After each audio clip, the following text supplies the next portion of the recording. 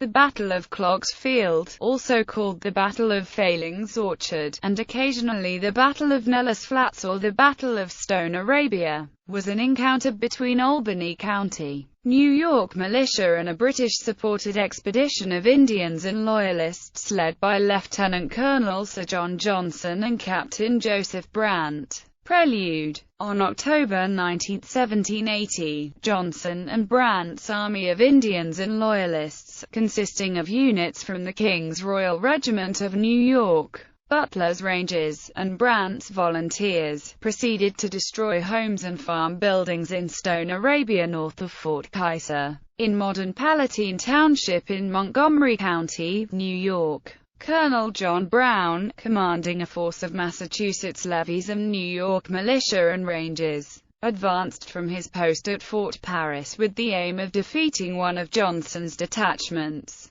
which British deserters had told him was isolated and smaller than his 360-man garrison. Instead, Johnson met Brown with his main force and, gradually outflanking and enveloping the rebels, defeated them in a running battle, during which Brown was killed. Battle. Late in the day, Brigadier General Robert Van Rensselaer, commanding units of the rebel militia from central Albany County, New York and New York State levies under the command of Colonels John Harper and Louis Dubois, caught up with Johnson on a farm owned by George Klock in the easternmost portion of Lot 16 of the Francis Harrison Patent. A running battle ensued which lasted until the Loyalist forces were outflanked by the left column of Van Rensselaer's force on the flats at George Klock's farm on Lot 17 of the Harrison Patent, just to the south of the modern rock quarries of Hanson Aggregates, about 1.5 miles west of St. Johnsville. The fighting continued quite briskly until it became painfully apparent to General Van Rensselaer that his right and left flanks were firing upon one another, and the general ordered his men to retreat to the house at George Klock near Timmerman's Mill, where they could be properly victualled and rested after having been on the march and in battle for approximately 26 hours with only a couple of hours rest.